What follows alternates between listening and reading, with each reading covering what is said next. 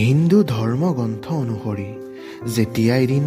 নাৰদে ভগৱান শ্ৰীকৃষ্ণক সাক্ষাৎ কৰিবলৈ আহিছিল,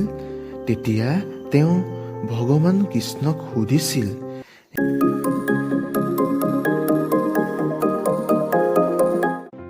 হে নাৰায়ণ, কৃপা কৰি এইটো কওক যে যিকোনো লোকে তেওঁৰ জীৱনত আহিবলগীয়া ভাল সময়খিনিক কেনেকৈ জানিব পাৰিব? তেতিয়া ভগৱান শ্ৰীকৃষ্ণই উত্তৰ দিলে, হে দেৱৰ্ষি, মানুহক সময় পৰিৱৰ্তন হোৱাৰ আগতেই মই নিজেই কিছুমান সংকেত পশু পক্ষী আৰু কোনো ভক্তৰ দ্বাৰা প্ৰেৰণ কৰোঁ, যাক জ্ঞানী লোকে বুজি পাই যায়, কিন্তু অজ্ঞানী মানুহে তাক ধৰিবকে নোৱাৰে। হে দেৱৰ্ষি, এইবোৰৰ ভিতৰত প্ৰথম সংকেতটো হৈছে, যেতিয়া কোনো মানুহে ৰাতিপুৱাই কোনো শুভ কাম কৰিবলৈ ঘৰৰ পৰা ওলাই যায় আৰু ৰাস্তাত গৌ মাতা অৰ্থাৎ গাই মাতাৰ দৰ্শন হয় বা কোনো ঋষি মুনিৰ দ্বাৰা আশীৰ্বাদ লাভ কৰে,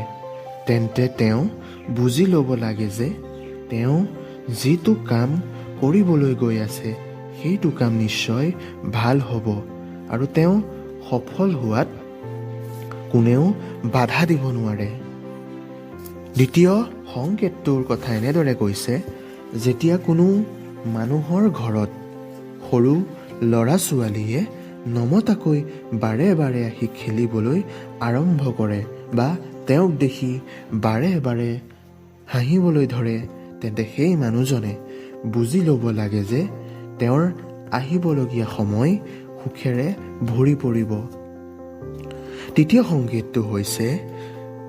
যেতিয়া কোনো মানুহৰ ধনৰ পৰিমাণ কমি যায় আৰু ধন ঘটাৰ বিভিন্ন ৰাস্তা নিজে নিজে খুলি যায়, তেনেহ'লে সেই মানুহজনে বুজি ল'ব লাগে যে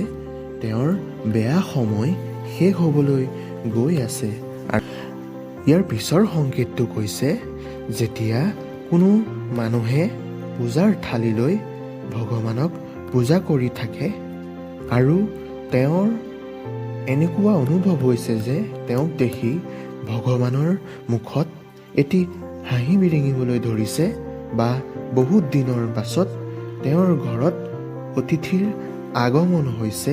তেন্তে তেওঁ বুজি ল'ব লাগে যে তেওঁৰ ভাল সময় আৰম্ভ হ'ব ধৰিছে। বন্ধুসকল, আশা কৰিছোঁ ভিডিঅ'টো চাই নিশ্চয় ভাল পালে। যদি ভিডিঅ'টো চাই ভাল পাইছে তেন্তে এটা লাইক আৰু আমাৰ চেনেলটোক ছাবস্ক্ৰাইব কৰিবলৈ নাপাহৰিব।